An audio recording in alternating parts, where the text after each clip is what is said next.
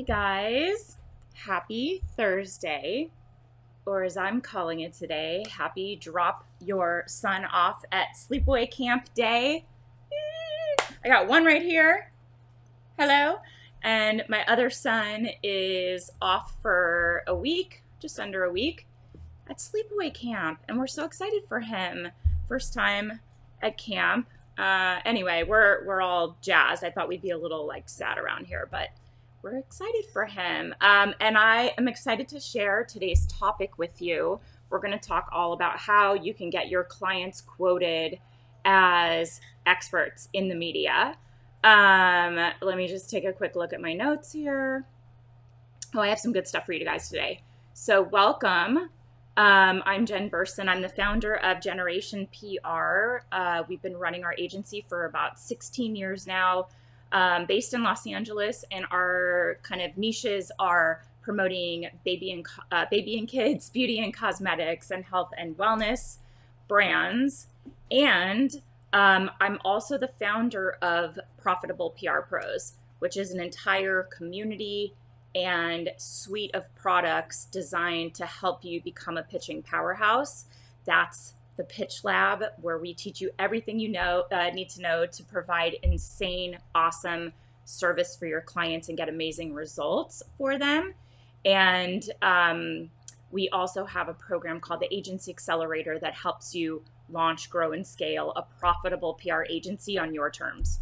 I want you to love your business in 16 years like I do. So we are here to help you, and we always put training together based on what our community wants to know. So this has come up in our community, asking about how to get your clients quoted in the media, getting them selected as sources for articles, thought leadership, things like that. So what you have to do that, obviously, is know what journalists are looking for so that you can set you and your client up for success. And we're going to share some tips and tricks to help you strategically position your clients in a way that's going to be the most appealing to media professionals, which is going to help you land these really sought after press features for your client, make you look awesome, make them look great, keep them happy. Because if you know about our path to profitability framework in the Agency Accelerator, it is all about how you build consistent, predictable, recurring retainer revenue, which means keeping the clients you have happy, keeping that retainer ongoing, trying to establish ongoing relationships with clients so that they never leave because they're just so happy, you're the best, you're delivering results, and they're pumped to stay with you. So that's our goal. And the way to do that is to meet their expectations or exceed their expectations. And we all know these thought leadership articles, getting clients quoted in the media is really hard. So how do we do that? Okay, oh my God, it's so hot. I just quickly took a shower. I got my fan. Little Beyonce moment over here. Oh my God. It's so hot in here, huh, buddy? Ugh. Okay. So if you see my hair blowing, it's because I put my fan on. All right. Let me know who's here too. I can see you guys. I can see the comments. I like to just have a little conversation. Okay. So what are some of the important factors that journalists look for when vetting sources? Is your client truly relevant to this topic? That's my wind machine. I feel like I have to be like, oh. My little Beyonce move. Hi, Jean. Nice to see you. So think about when you're pitching that specific journalist. Hi, Ashley. Okay, good. I'm glad you're here too. Nice to see you again. I love that you're showing up. So think, is your client truly relevant to this topic or article? What are they going to contribute to this discussion?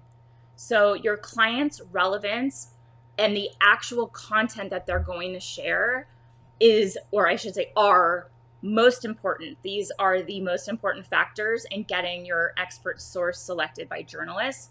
So does your source actually have something unique, relevant, and interesting to contribute to this specific story or topic?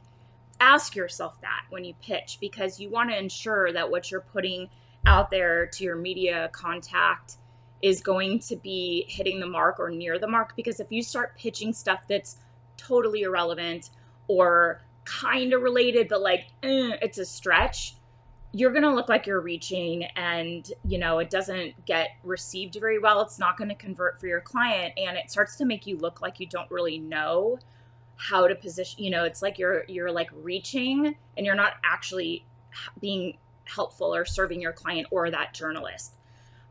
So, you know, you got to think journalists are really busy. So you have to establish the relevance of your content right off the bat. So you can include direct quotes in your initial pitch email. So if there's a quote you can grab or even craft it, run it by your client to make sure they're okay with you attributing it to them, include that, you know. So if you know a journalist is working on a specific article, maybe it's on Harrow or something, and you see a query, or you see it in a, you know, Facebook group where they're looking for experts to weigh in on something. Sometimes you won't have all the questions right away, but you can throw your client's hat in the ring and make your pitch really juicy, meaty, and, you know, like attractive by establishing that relevance of the content they could share right off the bat, just generalizations, you know, and then possibly even throwing in a quote right off the bat, because you're making their job super, super easy. Hi, Crystal. I'm glad you're here to learn. I'm here to teach. I love it. Welcome. Okay, so number 2, will your client be easy to work with? Did you make everything easy for the journalist? We always say keep things frictionless. You want to be seamless.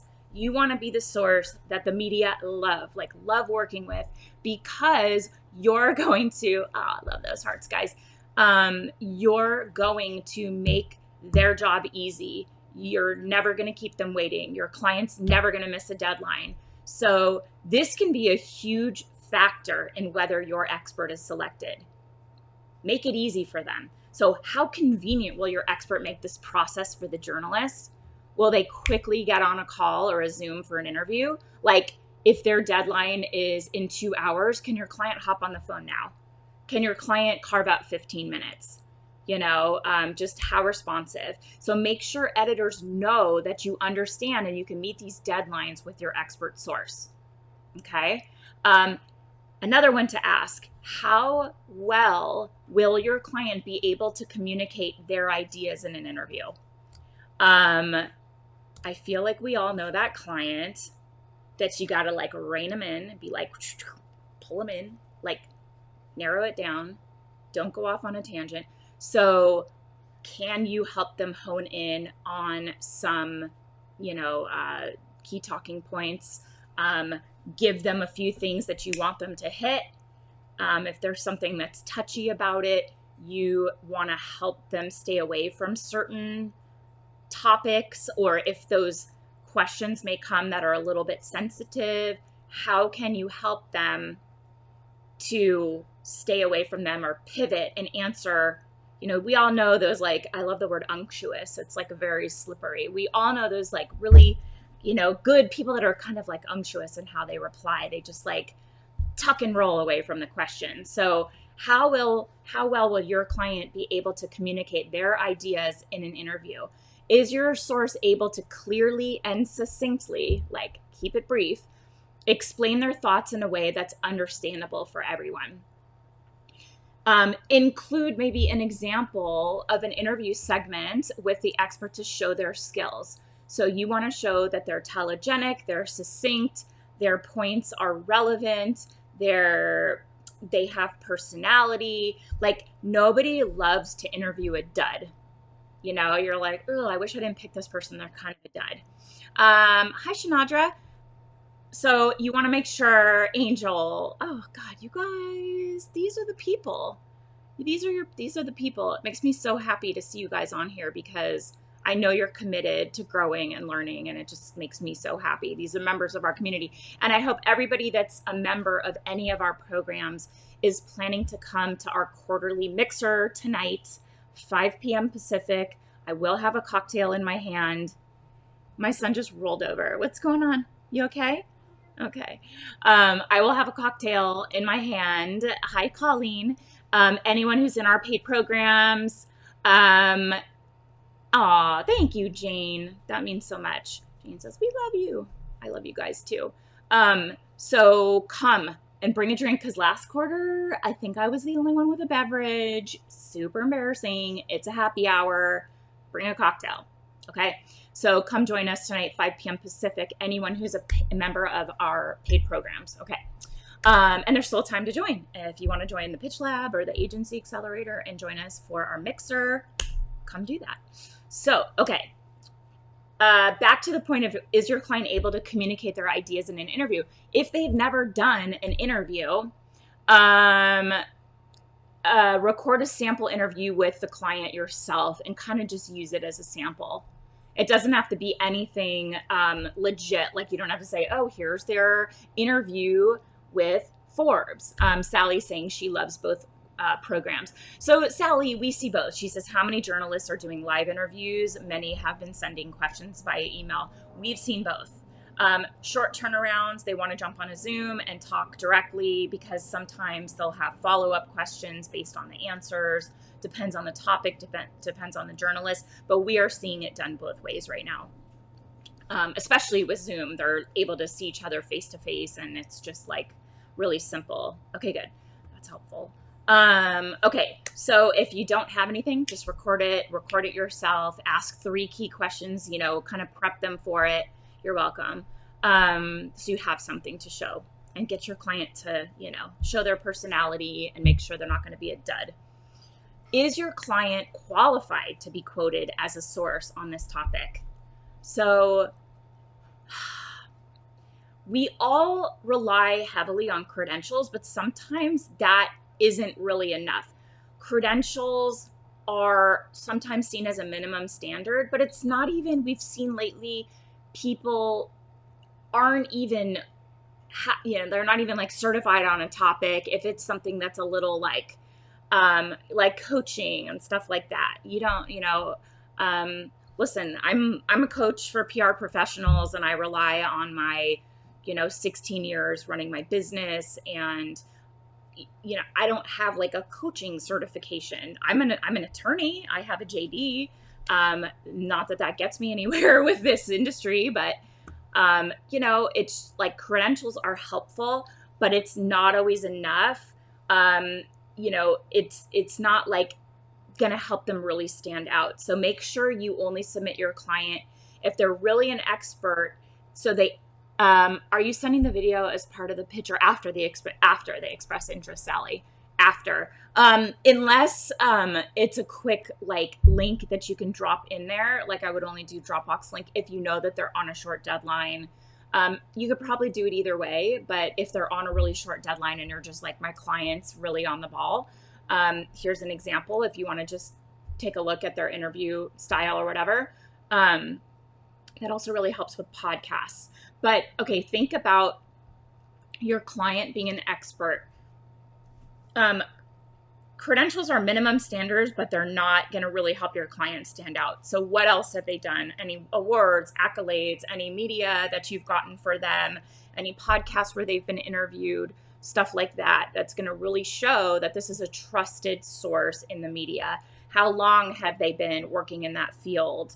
Have they written any opinion papers or books, stuff like that? So kind of pull out that stuff to really show your client is qualified to be interviewed or quoted as a source on this topic. Okay, so those are the things that you want to, let's say like, is your client truly relevant? What will they contribute? Convenience. Are you going to make it super easy for the journalist? This is a recap.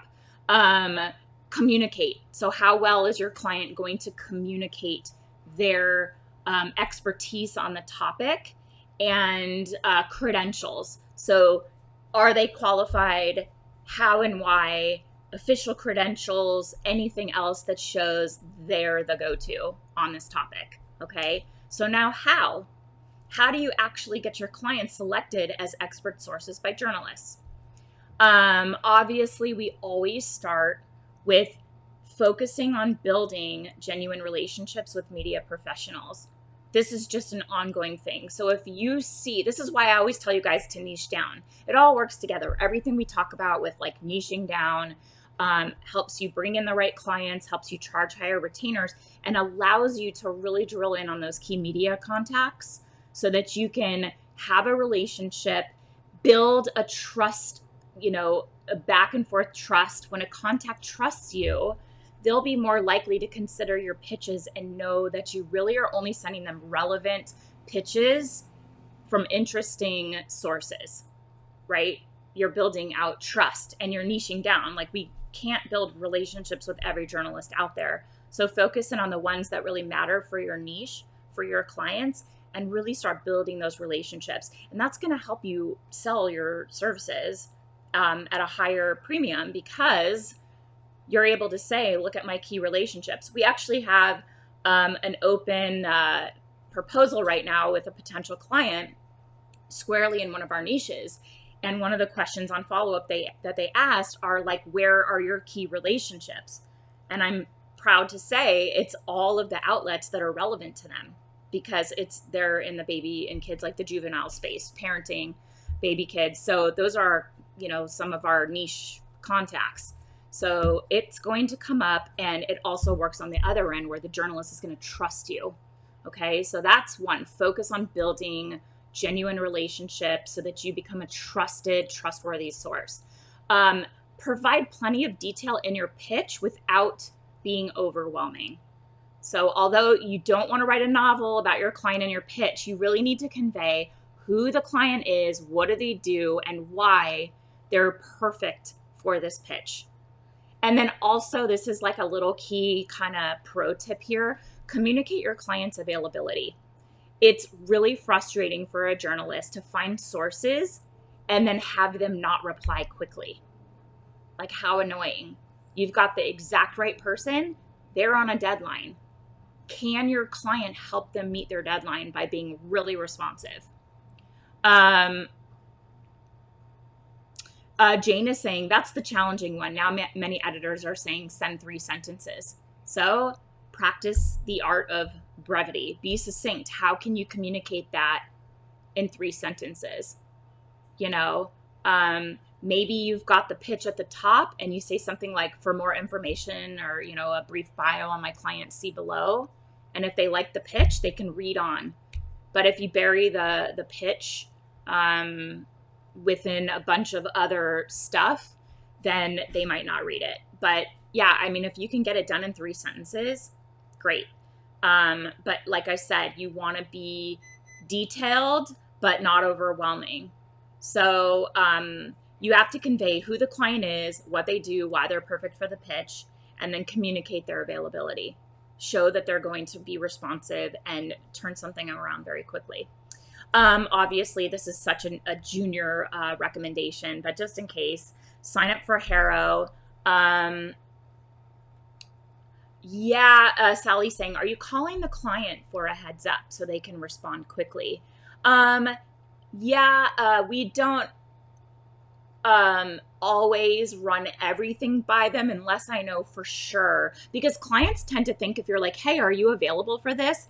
They think it's a done deal. You know what I mean? And so we don't like to always tell them the opportunities in advance, because then they're like, whatever happened, did you get me? They think like, when am I going to be in this publication? And you're like, pump the brakes. Like, it hasn't happened yet. But if it's something with a super fast turnaround and they need to be available for an interview, I will say, we're pitching you for this really short lead. You would need to be available sometime before the end of the day. Is that possible for you? And if it's a yes, then I will run it by and make sure they can meet the deadline. Once you pitched it well, sure. Yeah. You've got to reach out to the client and make sure that they can jump on and make it happen. Guys, I love these hearts. Who is throwing down all these hearts? I just want to chef's kiss on the hearts back to you. It's so good. It's so fun, because you know what, for me, I'm like talking at a video of myself. So, and I look like a total dork. So I like to know there's someone on the other end that's receiving. Yay, Sally. Thank you. of course, all the hearts and heart emojis for you too. Okay, good. So, yeah, just try to make sure that you don't promise something to the journalist that you can't, and Shanadra, thank you, that you can't deliver on, because then they'll be like, you suck and you didn't do what you said you were going to do. Sometimes we have clients that are like, yeah, I'll get back to you right away, and they don't. If it's an interview with like questions, we will type them up as like a semi last minute resort. We'll type up responses and then we'll run it by them. And if they don't get back to us, we'll just send it off, because I'm not going to miss that opportunity and blow a relationship with the media because they're not responsive. I'm doing my job. I'm not going to let them have me burning bridges. So if an article runs and they're like, these are not my answer, like I'll ask them in advance, well in advance. Like if you're unavailable and we have a short time frame, can we craft your responses? And then sometimes, thank you, Candace. She says, I love listening to you, Jennifer. Super helpful information. Thank you so much. You've been around a very long time and I'm so happy to see you here. So yeah, like we will craft up sometimes just a bunch of questions and then have them on hand if we know we're going to be doing thought leadership or pitching them as experts. So you can just kind of pull from that. It also helps you to like be able to tell the brand story in your pitches and understand their, founder story and their key points of differentiation in the market. Like it's good to have all that on hand anyway, so we can craft their responses and just turn them in, because I am not going to burn a media relationship because our client is flaky. No, like, sorry. So anyway, back to all this. Okay, so Harrow, total amateur hour, you guys. But a lot of people are like, what's Harrow? So help a reporter out. It's free to get those emails. There is a paid option, but we looked at it and it's not, you just kind of get them in advance, but not really in advance. Like it's not that great. So it's free basically. And, so it shouldn't be the only way that you pitch, but it's a really good way to find out new opportunities and make new connections with media professionals. There's a member of our program, Elaine Marshall, who is really good at doing this on Harrow, and she's gotten insane press for clients, like blow your minds, like the Today Show and other outlets, like I think Good Housekeeping. But she's made really key relationships with media through Harrow pitches. They will send out regular emails seeking sources for stories. I think it still goes out 3 times a day. But the other thing that you can do with this is see the topics that are trending. What does the media want to know about? I guess it's plural. Whoa, that is loud. What do the media want to know about? So you can see that in Harrow. It's another way to kind of be like, oh, one journalist is asking about this. Well, if my client doesn't get picked for that article, I can go ahead and just like pitch that topic out because it's obviously like interesting to the media. So just get Harrow. And actually, we did a masterclass on Harrow in the Pitch Lab.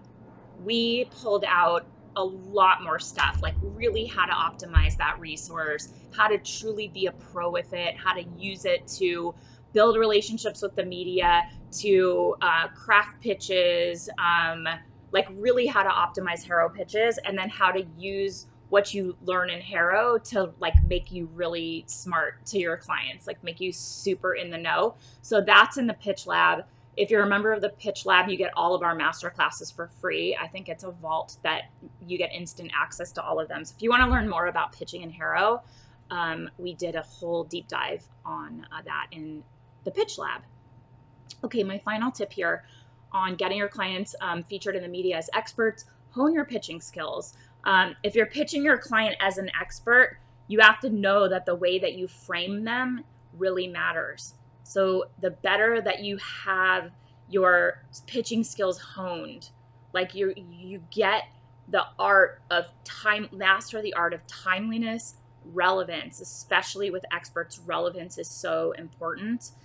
That's the more likely factors, like setting you up for success, that you're going to see results for your clients.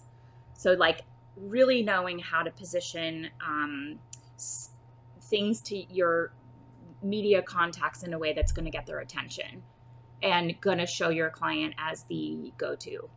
authority. So, of course, if you want to brush up on your pitching skills, join us in the Pitch Lab. It's a really great program. Many people on here on our live are in the Pitch Lab. And we have really awesome coaching calls where you can come in with a problematic, something that's really hard for you to pitch, and we will workshop it. Like, we had somebody come in with art installation, or like what would it be, like, not an art installation, but an exhibit on alopecia, which is a disease where you lose your hair. Lindsay's here. Yes, love the Pitch Lab. Hi, Lindsay. Lindsay's in all our programs. So she came in, not Lindsay, but somebody else, with a challenging client that had an installation, an exhibit all around alopecia, which was local.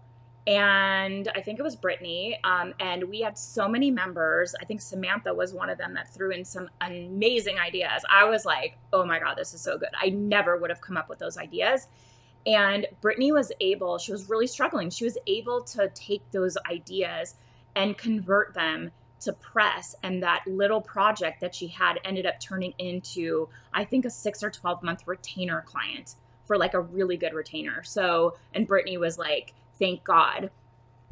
Oh yeah, that's right. So Jane, who runs, Jane, I'm so sorry. Tell me the name of your newsletter, of your trade publication. So Jane has a whole really well-respected trade publication in the beauty space. So we love having Jane in our programs. Again, she's in all our programs because she's one of those kind of rare both sides of the media. So she's a media gatekeeper to a very well-respected publication called Beauty Industry Report for senior leaders in the professional beauty space.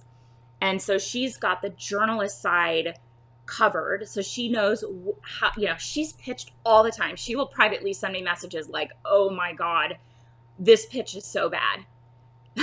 and everybody like loves each other in this program. It's so awesome. But Jane will be like, I cannot believe people are still pitching like this now. And I'm like, they're not a member of our programs. So she works on the media side, and she runs an agency working with really, really premium beauty brand, like high end, very established billion-dollar beauty brands.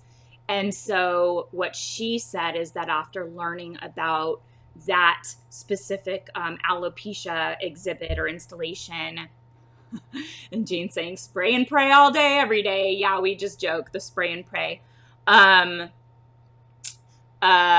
She said that she wrote a full page feature on that alopecia exhibit in her beauty industry report.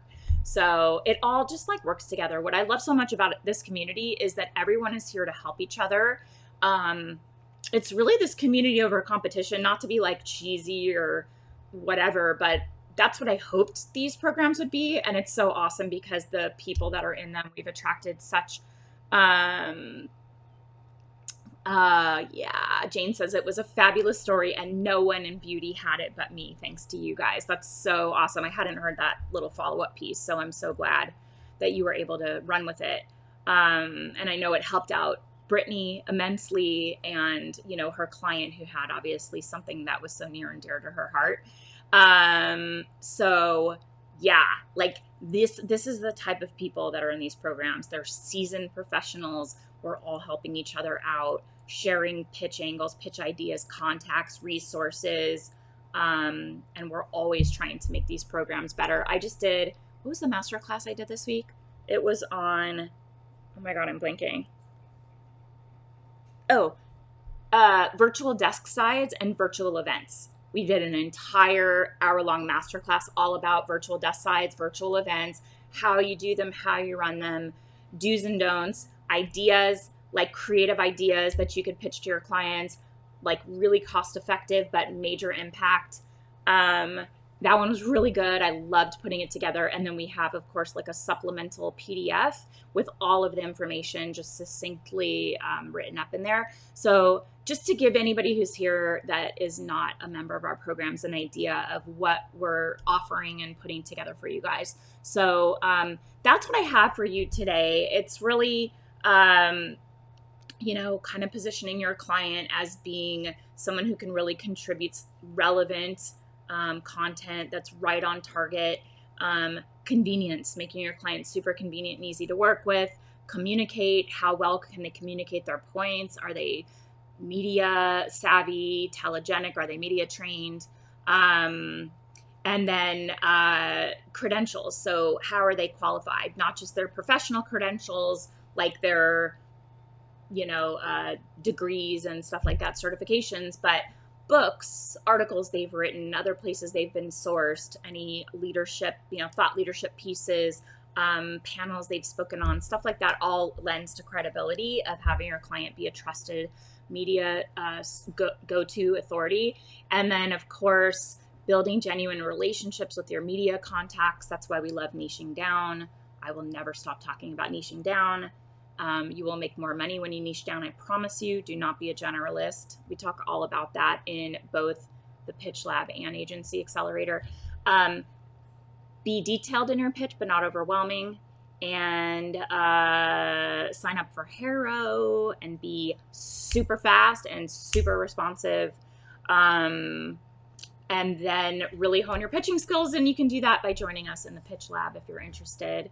What do I have here? Oh, ready to become a pitching powerhouse? Start by getting all of our best PR insider secrets with the PR insider secrets. Let's see if that goes. Okay, cool. There you go. You can grab a little download if you don't already have it.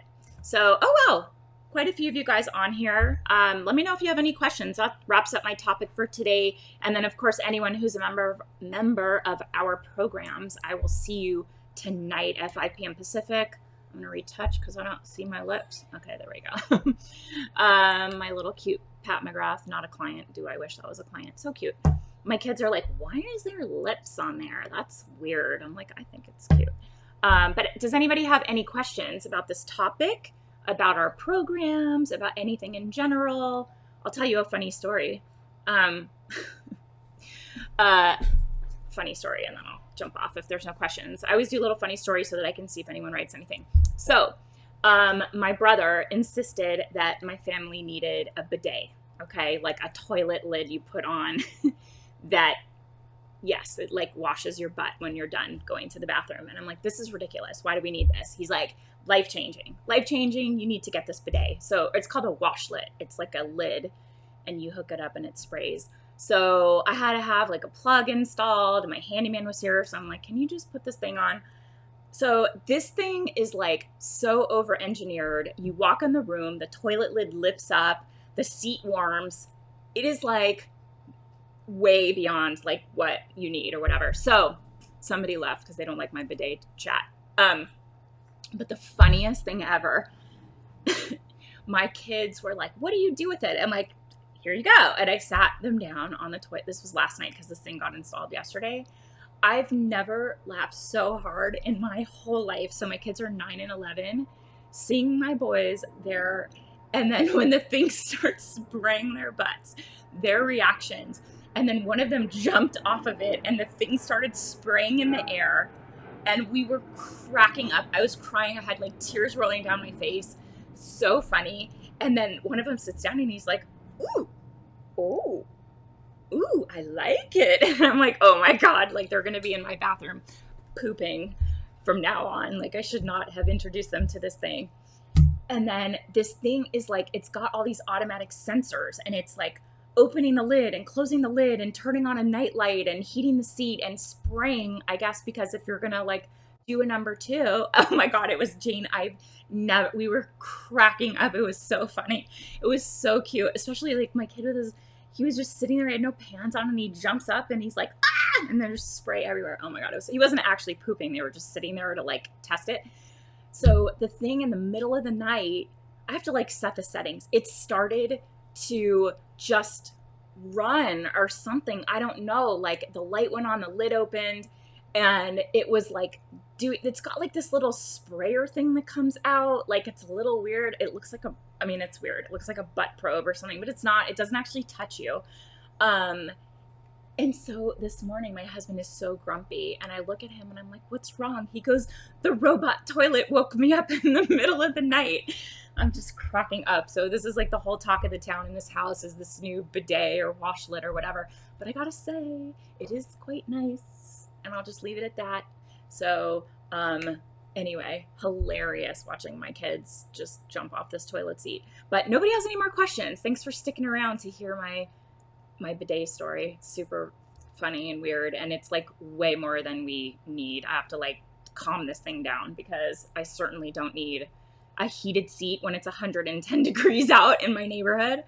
Like I said, I'm sweating right now, so anyway, we'll have to like make it chill out a little bit. But well, thank you guys so much for sticking around. I love sharing this. You know, we develop content based on what you guys want to hear. So if there's anything you want to learn more about, you're struggling with, you need help with, we have people that kind of comb through our Profitable PR Pros Facebook group and look for topics. We talk about it every single week with my team, and we develop content around what you guys are asking about.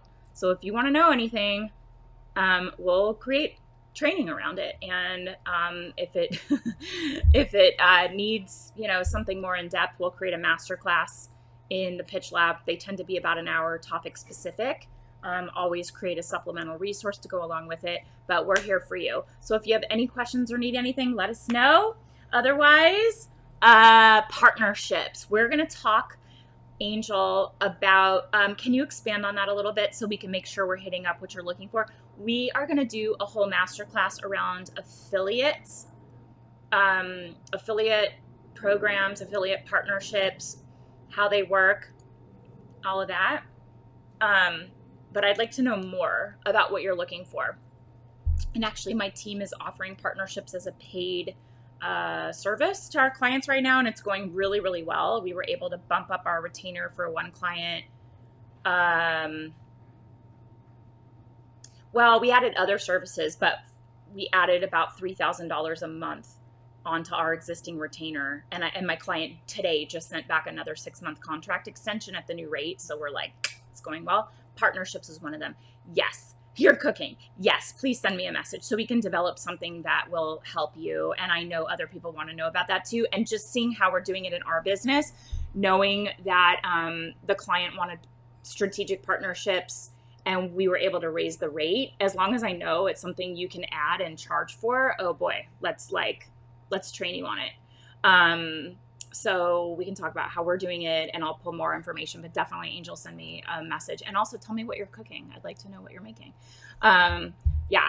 So anyway, great. Well, that's what I have for you guys today. And I really appreciate all of you being here. Thank you so much.